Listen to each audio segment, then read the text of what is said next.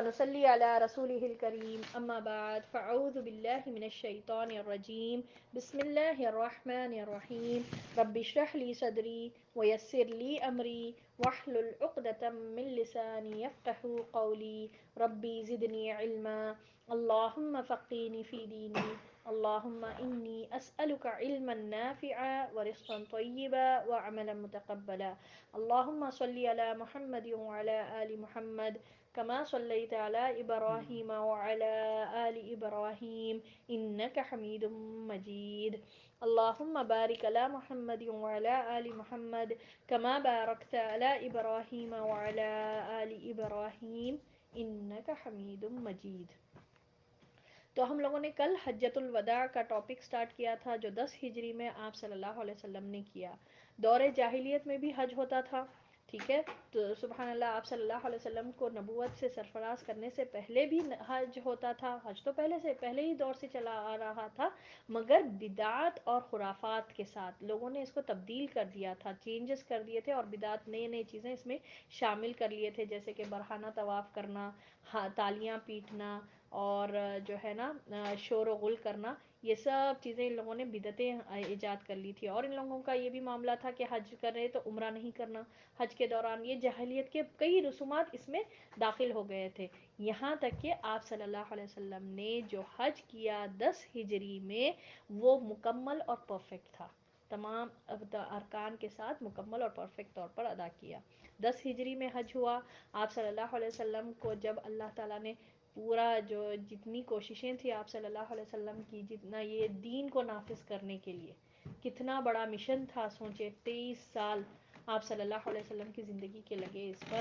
اور جب اللہ تعالیٰ نے آپ صلی اللہ علیہ وسلم کی کوشش کا ثمر دکھایا، کہ پھل دکھایا، تو اس کے لیے اللہ تعالیٰ نے حج کا وہ فرمایا، حکم فرمایا. اور آپ صلی اللہ علیہ وسلم نے ذوالحلیفہ پر احرام باندھے، مدینہ سے نکلے، ذوالحلیفہ سے احرام باندھے، پھر سبحان اللہ 1 ہفتے کا سفر جاری رکھا، اور پھر مکے میں پہنچے. مکے میں پہنچ کر عمرہ کیے، عمرہ کر یعنی کہ طواف اور سعی کرے. اور آپ صلی اللہ علیہ وسلم حج قران کرے تھے، ٹھیک ہے، یعنی حج میں ہی عمرہ ہے. حج قران کا مطلب یہ ہے کہ عمرہ ہونے کے بعد جو قارن ہوتا ہے، یعنی جو حج قران کرنے والا شخص، وہ احرام سے باہر نہیں آتا، احرام برقرار رکھتا ہے. تو آپ صلی اللہ علیہ وسلم حج قران کرے تھے. اور پھر دوسرے صحابہ رضی اللہ تعالیٰ عنہم کو جو ہدی کا جانور، یعنی جو قربانی جو کا جانور ہوتا ہے، جو ذبح کرنے کا جانور ہوتا ہے، جو نہیں لے کر آئے، ان کو یہ حکم دیے کہ وہ جو ہے نا احرام سے حلال ہو جائے، یعنی احرام سے باہر نکل جائے. اور پھر بعد میں 8 ذی الحجہ، جس کو یوم الترویہ کہا جاتا ہے، اس دن پھر احرام باندھے. تو بہرحال 8 ذی الحجہ کے دن جو بھی حج قران کر رہے تھے، حج تمتع کر رہے تھے، جو بھی حج کر رہے تھے، ان لوگوں نے سب نے احرام، جس کو احرام پہنا تھا ان لوگوں نے احرام پہنا. سب نے تلبیہ پڑھتے ہوئے مکہ سے مینا کی طرف گئے، اور مینا میں جا کر ظہر، عصر، مغرب، عشاء، فجر، یہ 5 نمازیں وہاں پر پڑھنا ہے مینا میں پہنچ کر. پھر یہ نمازیں ہونے کے بعد پھر آپ صلی اللہ علیہ وسلم مینا سے چل پڑے عرفات کی طرف 9 ذی الحجہ کے دن، جس کو یوم العرفہ کہا جاتا. تو یہی ایکچولی وقوف العرفہ جو ہے نا حج کا مین رکن ہے. جو عرفات میں نہیں پہنچے، عرفات میں وہاں پر وقوف نہیں کرے، ان کا حج نہیں ہے، ٹھیک ہے. تو یہ 9 ذی الحجہ بہت امپورٹنٹ ڈے ہے. بہرحال آپ صلی اللہ علیہ وسلم وہاں پر پہنچے. پھر عرفات کے پاس وادی نمرہ میں آپ صلی اللہ علیہ وسلم کا وہاں پر خیمہ لگا ہوا تھا، تو کچھ دیر استراحت کرے. پھر اونٹنی خصفہ پر آپ صلی اللہ علیہ وسلم سوار ہوئے، اور پھر آپ صلی اللہ علیہ وسلم کے اطراف میں لوگ بہت جمع تھے. آپ صلی اللہ علیہ وسلم نے ایک عظیم ترین خطبہ دیا، جس میں اللہ کی حمد و ثنا بیان کی، جس میں لوگوں کو بہت ساری نصیحتیں کیے. جس میں سے جو پہلی نصیحت یہ تھی کہ لوگوں، یہ تم پر ہر مسلمان کا دوسرے مسلمان پر حرام چیزیں جو ہے، اس کی مال ہے، اس کی عزت ہے، اس کی اور اس کا خون ہے، ٹھیک ہے. تو یہ جو ہے نا اسی طرح حرام ہے جس طرح آج کا دن یعنی یوم العرفہ، اور موجودہ مہینہ یعنی ذی الحجہ کا مہینہ، اور شہر یعنی مکۃ المکرمہ. جس طرح ان سب چیزوں کی حرمت ہے، اسی طرح ایک انسان پر دوسرے انسان پر ان تین چیزوں کی حرمت ہے: خون، عزت اور مال. یہ کوئی کسی کا نہیں وہ لے سکتا، کسی کی بھی اس کے بغیر. بہرحال یہ آپ صلی اللہ علیہ وسلم نے کیا، اور سٹارٹ اپنے ہی اس سے کرے، اپنے ہی خاندان سے سٹارٹ کرے، اور جہالت کا وہ خون معاف کرے. جو بچہ جو تھا وہ جاہلیت کے دور میں ایک بچے کا، جو بنو سعد کا بچہ تھا، وہ ربیع بن حارث کا بیٹا، اس کا جو ہو رہا تھا خون، اس کو نبی صلی اللہ علیہ وسلم نے معاف کیا، اور کہا کہ جہالت کے تمام امور آج میرے پیروں تلے میں نے رون دیا، ختم ہو گئے وہ. اس میں پھر سود کو بھی آپ صلی اللہ علیہ وسلم نے ختم کیا، اور سٹارٹ بھی پھر اپنے ہی گھر سے کیا، وہ ہے عباس رضی اللہ تعالیٰ عنہ. نبی صلی اللہ علیہ وسلم نے فرمایا اب وہ کوئی سود وصول نہیں کریں گے. ٹھیک ہے، یعنی کیپٹل اماؤنٹ ہی رہے گا. کوئی اس کے اوپر بڑھ چڑھ کر جو لیا جاتا ہے اس کو سود کہا جاتا ہے، اس کو آپ صلی اللہ علیہ وسلم نے کہا یہ اب ختم، آج سے میرے خاندان کے ذریعے سے میں اسٹارٹ کرتا ہوں اور یہ ختم. پھر عورتوں کے بارے میں نصیحت آپ صلی اللہ علیہ وسلم نے کی کہ ان کے بارے میں اللہ سے ڈرو، اور عورتوں کے ساتھ عورتوں کا حق یہ ہے کہ مرد ان کو معروف طریقے سے رکھیں، اچھا کھلائے، اچھا پہنائے، یہ ہے. اور ان عورتوں کا کیا ہے کہ مرد کی اجازت کے بغیر کسی شخص کو ان کے بستر پر آنے نہ دے، اور ایسا کوئی کام اگر کوئی عورت کرے معاذ اللہ تو اس کو جو ہے نا شوہر کو اجازت ہے کہ وہ مار سکتا ہے اپنی بیوی کو، اور وہ بھی ہلکا مارنا، اتھارٹی سمجھ کر، اس کو اپنے کنٹرول میں رکھ کر، باس بن کر عورتوں کو مارنا، یہ بالکل اجازت نہیں ہے. کون سے چیز آپ دیکھیے آپ صلی اللہ علیہ وسلم نے کون سے وقت، کس وقت پر اجازت دی. اتنا ایکسٹریم لیول پر معاملہ اگر کوئی عورت کر دے، بے حیائی کا کام، فحش کام کر دے، تب عورت کو مار سکتے ہیں، اجازت، وہ بھی سخت مارنا. ٹھیک ہے. پھر غلاموں کے تعلق سے بھی آپ صلی اللہ علیہ وسلم نے فرمایا کہ غلاموں کے ساتھ حسن سلوک سے پیش آنا، اچھا سلوک کرنا. پھر بہترین بہترین بہترین نصیحت آپ صلی اللہ علیہ وسلم نے فرمایا کہ لوگوں میں تمہارے بیچ میں دو ایسی چیزیں چھوڑ کر جا رہا ہوں، یہی آپ صلی اللہ علیہ وسلم کی لیگیسی ہے. کہاں ہم آثار کے پیچھے پڑے ہوئے ہیں. آپ صلی اللہ علیہ وسلم کی بات ہمارے لیے کتنی اہم ہونی چاہیے کہ میں تمہارے بیچ میں دو چیزیں چھوڑ کر جا رہا ہوں، قرآن اور سنت. اس کو تم تھامو گے تو کبھی گمراہ نہیں ہوگے. اتنی بڑی نصیحت کو ہم کہاں بھولے بیٹھے ہوئے ہیں. کہاں ہم قرآن کو جو ہے نا بس غلاف لگا کر ایک شیلف میں اوپر رکھنا، نیچے بھی نہیں رکھنا، تھوڑی بے ادبی ہو جاتی. ڈیفینیٹلی ہے، قرآن کا ادب ہے، اس میں کوئی دو رائے نہیں ہے، مگر صرف یہی کرنا، اس کو چومنا اور پھر رکھنا، غلاف بنا کر اس کو لپٹ کر رکھنا، اس پہ دھول چڑھ جائے، کبھی جو ہے نا رمضان آئے تو ہی تلاوت کریں، باقاعدگی سے اس کو پڑھے ہی نہیں، پھر وہ ہماری زندگی میں ہم اس سے کوسوں دور ہے اس سے تعلق. کبھی کچھ معاملہ ہوا تو قرآن کیا کہتا ہے، یہ ہم قرآن کی طرف آتے ہی نہیں. تو پھر ہم سوچیں یہ مضبوطی سے تو پکڑنا نہیں ہوا. مضبوطی سے کوئی چیز کو ہم کب پکڑ سکتے ہیں؟ جب وہ ہمارے سامنے ہو، بالکل ہمارے آنکھوں کے سامنے ہو، ہم اس چیز کو پکڑ سکتے. کوئی چیز ہمارے پیچھے ہے تو کہاں پکڑیں گے، کہاں سے، کہاں اس پر عمل ہوگا، مضبوطی کہاں سے آئے گی، پھر اللہ سے تعلق کہاں سے ہمارا مضبوط ہوگا. پھر ہم کہیں گے کہ پھر پریشانیاں ہمارے ساتھ ہیں، ہم تو ذلیل الخار ہوئے ہیں. تو وجہ تو یہی ہے نا، یہ دو چیزوں کو پیچھے ڈال دیے. سنت اور حدیث سرے سے غائب. نبی صلی اللہ علیہ وسلم کا کوئی ایسا طریقہ جو ہم کانسٹنٹلی ہماری زندگی میں آج تک نہیں چھوڑے. ہم میں سے کوئی بول سکتے، پھر کہاں پھر ہم جا رہے ہیں، پھر کہاں ہماری محبت کے دعوے میں ہم صحیح ہیں. ہم دیکھیں نا، یہ اتنی بہترین نصیحت ہے. کہاں ہم جو ہے نا ربیع الاول کے مہینے کا انتظار کر کے پوریاں منانے کے پیچھے پتہ نہیں اور کیا کیا طریقے سے ہم ایجاد کر لیے، اور کہاں ہم یہ چیزوں کے پیچھے لگے ہوئے ہیں.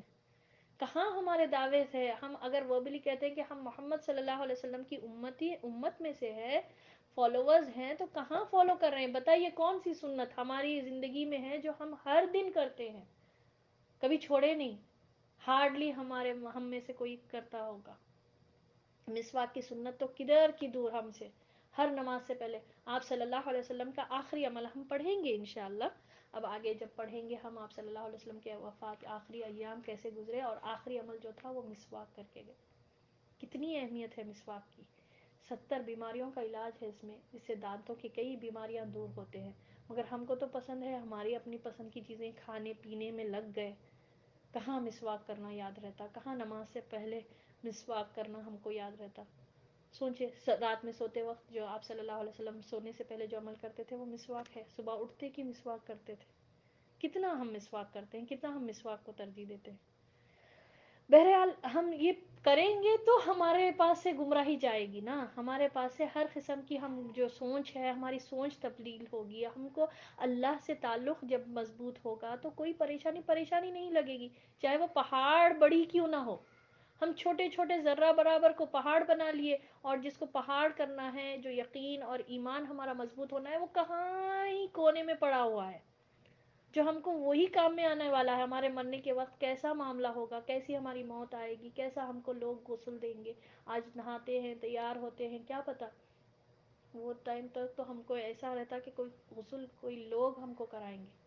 کیسی ہماری ہوگی موت. کبھی فکر آتی ہے یہ ہم کو، کبھی آنسو نکلتے ہیں یہ یاد رکھ کر کے کیسا ہوگا، کیسا خبر کی تنہائی ہوگی، کیسا خبر تو حق ہے نا. یہی اصل حقیقت ہے. ہمارے سر پہ جو بیٹھی ہوئی ہے وہ ہماری موت ہے بھائی. موت خلاص ہماری جو ہے نا وہ چھوٹی قیامت ہے. کہاں قیامت کا انتظار کریں گے، تو موت جس وقت آ جائے گی، جس بندے کی جب بھی آ جائے گی، خلاص اس کا تو وقت ختم ہو گیا.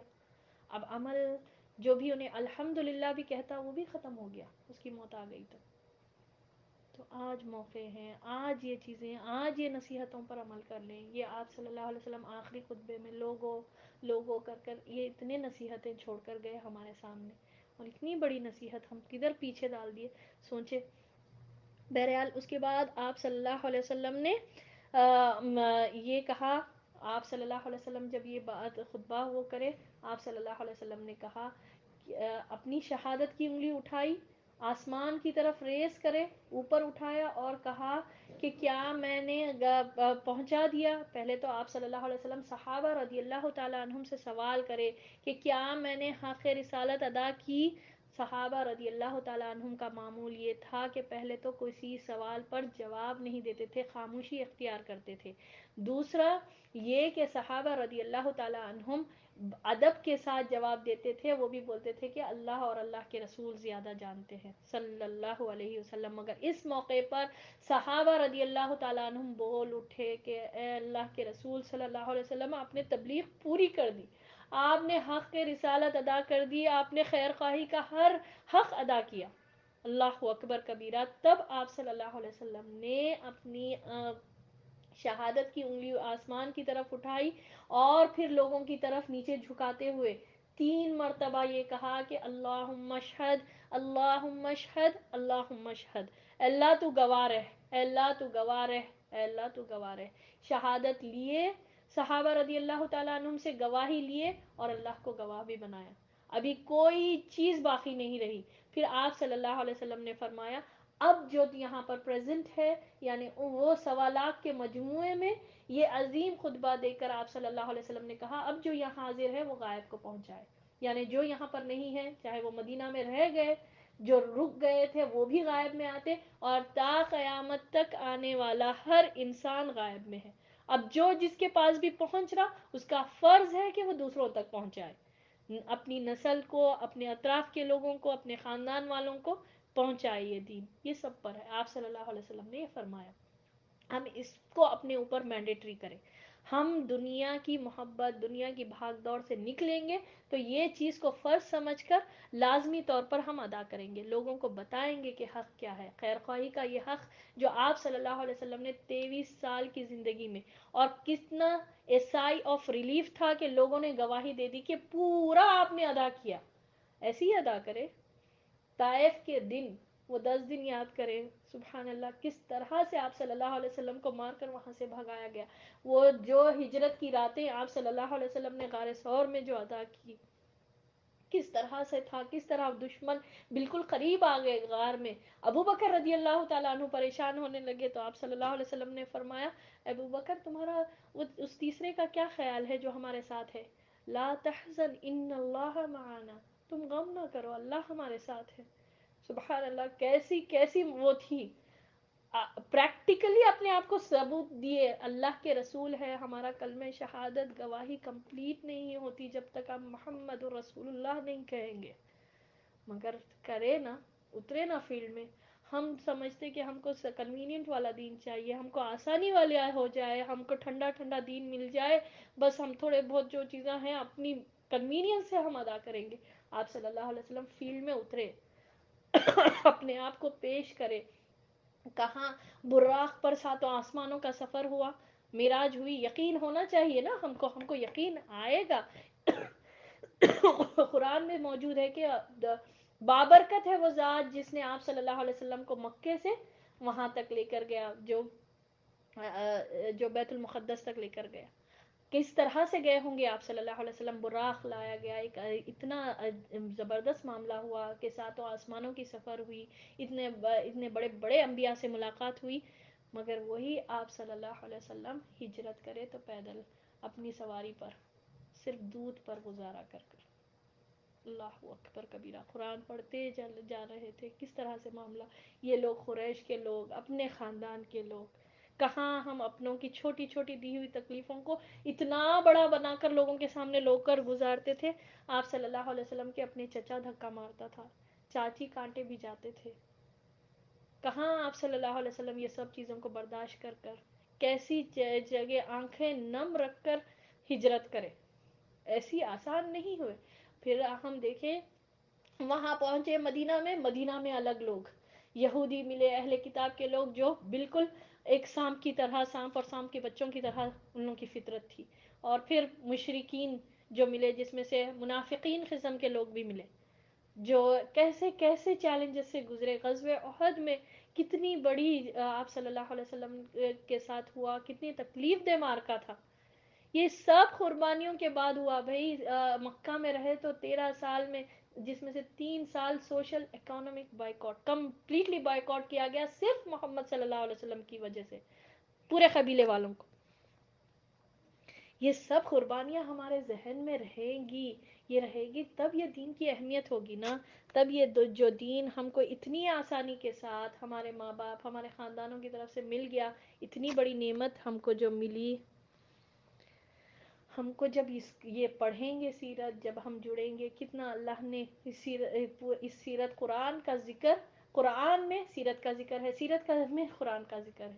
آپ سوچئے 23 سال ہم لوگوں نے یہ پڑھا، یہ پورا جتنی سیرت میں پڑھا، کتنے قرآن کی آیتیں ہم لوگوں نے پڑھی، صورتوں میں جتنے مکی صورتیں ہیں، مکے والوں کا پورا طرز عمل، ان لوگوں کے اعتراضات، ان لوگوں کے جوابات، اور اس پر محمد صلی اللہ علیہ وسلم کو کہا گیا وَاهْجُرْهُمْ هَجْرًا جَمِيلًا فَاصْبِرْ عَلَى مَا يَقُولُونَ، ان لوگوں کی باتوں پر بس صبر کریں، بس صبر کریں، بس صبر کریں، اپنے ہاتھوں کو باندھ کر رکھیں، اور کرتے گئے۔ آپ صلی اللہ علیہ وسلم صبر کا اتنا زبردست مظاہرہ کرے، سبحان اللہ، شاید ہی کسی کے زندگی میں اتنے چیلنجز، کسی انسان کی زندگی جو یہ دنیا میں آیا اور آتا رہے گا، کسی کی زندگی میں اتنے چیلنجز نہیں تھے جتنی آپ صلی اللہ علیہ وسلم کی زندگی میں چیلنجز تھے، just for the sake of دین کو اپنانے۔ دین سے پہلے تو بہت زیادہ آپ صلی اللہ علیہ وسلم کی عزت تھی، صادق اور امین تھا کہا جاتا تھا، مگر جب یہ دین آیا پورے لوگ دشمن بن گئے، اور آپ صلی اللہ علیہ وسلم نے کتنے بہترین انداز میں اس کا مقابلہ فرمایا، اور یہاں تک کہ غزوہ فتح مکہ ہوا اور سب کو آپ صلی اللہ علیہ وسلم نے معاف کر دیا۔ کتنا بڑا دل ہونا چاہیے، سوچے، نکالا گیا، نکالنے پر مجبور کیا گیا، اور پھر لے کر لشکر لے کر آتے تھے محمد صلی اللہ علیہ وسلم کو مارنے کے لیے، غزوات کرے، مگر ایسے لوگوں کو آپ صلی اللہ علیہ وسلم معاف فرمائے، تو ہم کیا چھوٹے موٹے غلطیوں پر کیا ہم لوگوں کو درگزر نہیں کر سکتے۔ یہ ہے اصل اسوۃ الحسنہ، لقد کان لکم فی رسول اللہ اسوۃ حسنہ، بے شک تمہارے لیے، ہم سب کے لیے، تم میں ہر وہ شخص شامل ہو جاتا جو قیامت تک کے لیے آنے والا ہے، محمد صلی اللہ علیہ وسلم کی زندگی ہمارے لیے رول ماڈل، ایگزامپل ہونی چاہیے ہر معاملے میں۔ آپ صلی اللہ علیہ وسلم زندگی کے میں معاملات کر کے بتائے، سیاسی لیول پر بھی کرے، ایز اے لیڈر بھی کرے، ایز اے شوہر بھی کرے، ایز اے باپ بھی کرے، ایوری تھنگ رول ماڈل ہے۔ اب بس ہم کو اپنانے کی ضرورت ہے، اللہ ہم کو توفیق عطا فرمائے۔ بہرحال آپ صلی اللہ علیہ وسلم نے کہا کہ اب دوسروں تک پہنچائے، اب جو حاضر ہے وہ غائب کو پہنچائے، اور سبحان اللہ، صحابہ رضی اللہ تعالی عنہم، سلف صالحین ہم تک یہ دین پہنچائے بھائی، وہ لوگ کر کے گئے عمل۔ اب ہماری باری ہے، ہم جتنا اس میں ڈالیں گے، اس میں وہ ہمارے لیے فائدہ مند ہوگا، ورنہ اس دین کو کوئی آپ اور میرے کرنے کی ضرورت نہیں ہے، یہ دین تو آیا ہی غالب ہونے کے لیے. یہ اللہ تعالیٰ نے قرآن میں فرما دیا ہے کہ یہ آیا ہی، اللہ تعالیٰ نے رسول کو بھیجا ہی لیظہرہ علی الدین کلہ، جتنے بھی تمام دین ہیں، تمام ادیان ہیں، سب پر غالب ہونے کے لیے یہ دین آیا، اور تا قیامت تک یہی دین غالب رہے گا. سبحان اللہ. بس میرا اور آپ کا کنسرن یہ ہونا چاہیے، میری اور آپ کی فکر یہ ہونی چاہیے کہ میں اس میں میرا کتنا حصہ ڈالوں، کہ میرا کیا اس میں رویہ ہو، میں کتنا عمل کروں، کتنا میں لوگوں تک پہنچاؤں. اللہ ہم کو ان لوگوں میں شمار فرمائے. بہرحال اس کے بعد آپ صلی اللہ علیہ وسلم نے خطبہ جب مکمل فرمایا، خطبے سے جب فارغ ہوئے، تو اللہ تعالیٰ نے آیت نازل فرمائی سورۃ المائدہ کی آیت نمبر 3، الیوم اکملت لکم دینکم، الیوم اکملت لکم دینکم واتممت علیکم نعمتی ورضیت لکم الاسلام دینا. آج میں نے تمہارے لیے دین مکمل کر دیا، دین مکمل ہو چکا. اور اللہ تعالیٰ فرماتا ہے کہ تم پر اسی نے اپنی نعمت کو پوری کر دیا، اور تمہارے لیے اسلام کو بحیثیت دین پسند کر لیا. اب دین مکمل ہو گیا، اللہ نے پسند کیا اس دین کو. اب ہم اس دین کو چھوڑ کر ہمیں کچھ اور پسند آئے، کچھ اور لوگوں کے طریقے پسند آئے، ویسٹرن پیپل سے ہم انسپائر ہو کر اپنی زندگیوں کو تبدیل کرنا چاہ رہے، تو پھر ہم سوچیں ہم کہاں اس دین کے بحیثیت اسلام ہم اس کو قبول کرتے ہیں. ہم کو ویسٹرن کلچر، ویسٹرن دعوتیں، ویسٹرن طریقہ، Western parties, Father's Day, Mother's Day, اور بہرحال ویلنٹائنس ڈے، یا پھر ان لوگوں کے کرسمس وغیرہ جو بھی ان لوگ کرتے، ان کے طور طریقے اپنانے میں ہم بہت زیادہ انٹرسٹڈ ہیں. تو پھر ہم سمجھے یہ آیت کہ ہم اس کے خلاف کام کر رہے ہیں، معاذ اللہ. اسلام کو ایز اے دین پورا مکمل کے مکمل جو ہے نا ایکسیپٹ کرنا چاہیے. اللہ تعالیٰ کا حکم ہے کہ اس دین میں انٹر ہو جاؤ پورے کے پورے، یہ نہیں کہ تھوڑا ایکسیپٹ کرے، بس نماز روزے کی حد تک، بس رمضان کی حد تک، باقی دوسرے دنوں میں تو بس ہم کو پسند آ رہے ہیں کہ وہ پارٹیز کرنا، ریاکاری کرنا، دکھاوا کرنا، بینڈ باجوں سے شادیاں کرنا، اور پھر اس میں فخر جتانا، اور لوگوں سے کمپیٹ کرنا ایک دوسرے سے دنیا کے مال اور محبت میں. تو پھر ہم سوچیں کہ کہاں ہم اسلام کو اپنائیں، کہاں پھر ہم کو جنت ملے گی. جنت ایک معمولی چیز نہیں ہے بھائی. جنت ہم چھوٹی سی معمولی سی آئس کریم، میری اگر پسند کی کوئی معمولی سی آئس کریم ہو یا کوئی ڈش فیوریٹ ہو، وہ اگر میں آن لائن آرڈر بھی کرنا چاہوں گی تو کچھ دینا پڑتا وہاں پر. یہ تو ہم جنت حاصل کرنا چاہتے ہیں، اور ٹھنڈے ٹھنڈے طریقے سے ایسے ہی داخل ہو جائیں گے جنت میں. جبکہ جنت تو مشقتوں سے اللہ نے گھیر دیا ہے. مشقت کے راستے پر چلیں گے تو جنت حاصل ہوگی. تکلیف اٹھائیں گے اس دین کے لیے، محنت کریں گے، اٹھیں گے برابر فجر کی نماز کو، چاہے کتنی بھی جو ہے نا سردی ہو، چاہے کچھ بھی معاملات ہو. میرے رب کا حکم ہے، مجھے میرے رب کے سامنے ٹھہرنے کا وقت ہو گیا، اذان ہو گئی، بس خلاص پورے کام پیچھے، اور اللہ اکبر. اللہ اکبر جب ہم کہتے ہیں تو سوچیں کیا ہمارا معاملہ ہونا چاہیے کہ اللہ سب سے بڑا ہے، باقی سب چیزیں چھوٹے ہیں. اللہ اکبر کے معنی چھوٹے نہیں ہیں بھائی. اللہ از دا گریٹسٹ. جب ہم بولتے ہیں کہ میرا چھوٹی سی چھوٹی مصیبت، پریشانی، ہر چیز چھوٹی ہے اور میرا رب بڑا ہے، ہم ڈکلیئر کر رہے ہیں. اور کتنے بار ہم پڑھتے اللہ اکبر کبیرہ، ہم کتنے بار ہم جب جھکتے ہیں، اٹھتے ہیں، اللہ اکبر. اللہ جو ہے تو بڑا ہے، میں کچھ نہیں ہوں، میری کیا اوقات، میری کیا حیثیت، میرا رب بہت بڑا ہے. بہرحال یہ ہوا. اس کے بعد آپ صلی اللہ علیہ وسلم نے یہ آیت کی تلاوت کی کہ دین مکمل ہو گیا اور اللہ نے اسلام کو بحیثیت دین پسند کر لیا.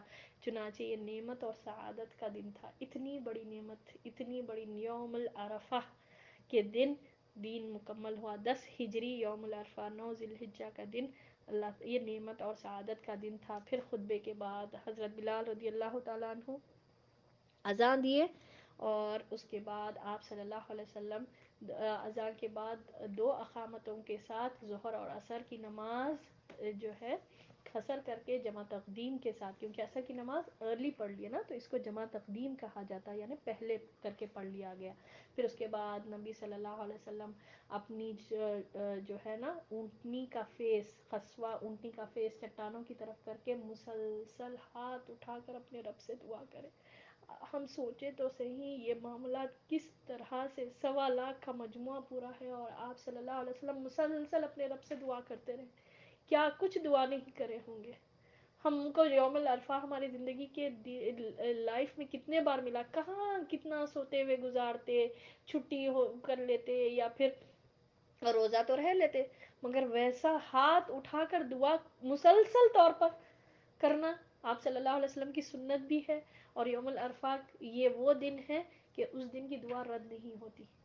اللہ تعالیٰ ہر رات آسمان دنیا پر آتا ہے اور بتا دیتا ہے کہ ہے کوئی مانگنے والا, ہے کوئی معافی مانگنے والا, ہے کوئی رزق کا طلبگار, میں اس کو عطا کروں, اور ہم سوتے رہتے ہیں.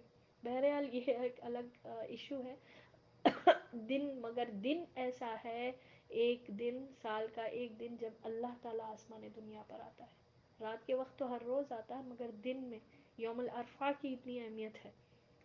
تو اس دن ہم دعائیں کرنے میں پیچھے رہ جائیں, اور پھر دعائیں نہیں کریں, اللہ سے مانگے نہیں, اور پھر بولیں کہ ہم کمپلینس لوگوں سے کرتے کہ میری یہ پرابلم ہے, لوگوں سے ہم ہمدردی حاصل کرنا چاہتے. کہاں ہمارا رب ہم سے سوال کر رہا ہے کوئی جس کی میں تکلیف دور کر دوں, ہے کوئی جس کو میں رزق عطا کر دوں.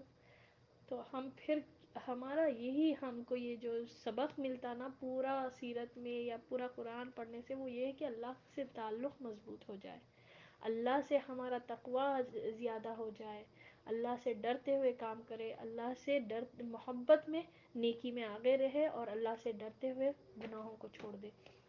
بہرحال آپ صلی اللہ علیہ وسلم نے مسلسل وقوف کیا اور ہاتھ اٹھا کر اپنے رب سے مسلسل دعا کرے, یہاں تک کہ پھر زردی جو ہے نا نظر آنے لگی. تو آپ صلی اللہ علیہ وسلم مزدلفہ کے لیے روانہ ہوئے, اور مزدلفہ پہنچ کر مغرب اور عشاء کی نماز پڑھے, اور وہ بھی اسی طرح ایک اذان اور دو اقامت کے ساتھ.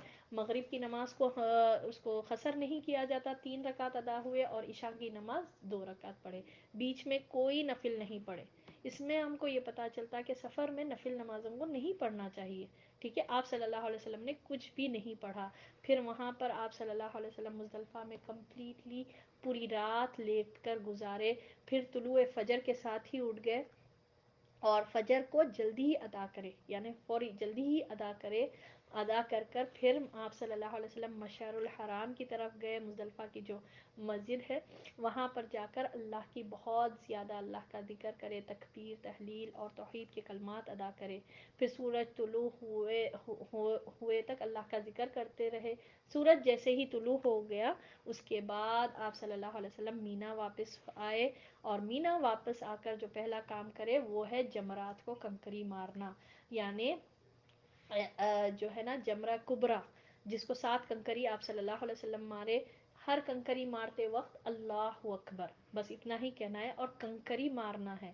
آپ صلی اللہ علیہ وسلم جب خطبہ دے رہے تھے اس میں یہ بھی فرمائے, اپنے انگلیوں کو, اپنے شہادت دونوں ہاتھوں کے دونوں شہادت کے انگلیوں کو آپ صلی اللہ علیہ وسلم نے اپنے کان میں رکھا, اور زور سے آواز لگائی کہ لوگوں کنکری, چھوٹی کنکری لینا, چھوٹی کنکری مارنا, نہ کہ پتھروں کی بارش کرے, نہ کہ چپلوں کی بارش کرے, نہ کہ غلط لینگویجز یوز کرے اور اس کو شیطان سمجھ کر مارتے جائے. یہ کچھ بھی نہیں ہے, بس کنکری مارنا ہے. کنکری چھوٹی ہوتی, ٹھیک ہے, چھوٹی کنکر. تو بہرحال آپ صلی اللہ علیہ وسلم نے جمرہ کبریٰ پر 7 کنکریاں مارے. پھر اس کے بعد آپ صلی اللہ علیہ وسلم نے اونٹوں کو نحر کیا, یعنی اونٹوں کو ذبح کیا, جس میں سوچے نا ہم 100 میں سے 63 اونٹوں کو اپنے ہاتھ سے ذبح کرے. ایک بکرا اگر ہم کرتے تو اتنا بڑا ہنگامہ کرتے, کتنا بڑا یہ اس کا گوشت ایسا نکل رہا, چمڑا کدھر دینا, یہ کرنا, عید کے ایک دن کی قربانی میں کتنا ہم مسئلہ کرتے. 63 اونٹوں کو اپنے ہاتھ سے ذبح کرے, اور باقی ریمیننگ 37 کو حضرت علی رضی اللہ تعالی عنہ نے ذبح کیا. پھر آپ صلی اللہ علیہ وسلم نے حکم دیا کہ گوشت کا ایک ٹکڑا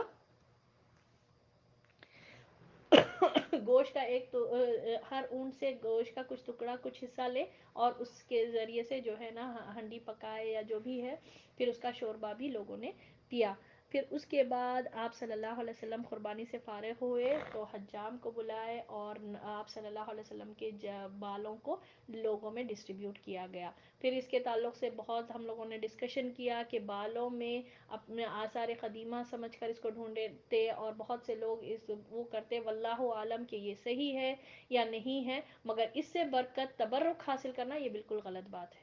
وہ ہم جانتے بھی نہیں کہ وہ بال کس کے ہے کیا ہے، واللہ عالم، اللہ زیادہ جانتا ہے. 1400 سال پہلے ہوا سو یہ معاملہ پتہ نہیں، واللہ عالم. مگر ہاں اس سے ہم تبرک حاصل کریں تو یہ بالکل غلط بات ہے، یہ نہیں کرنا چاہیے.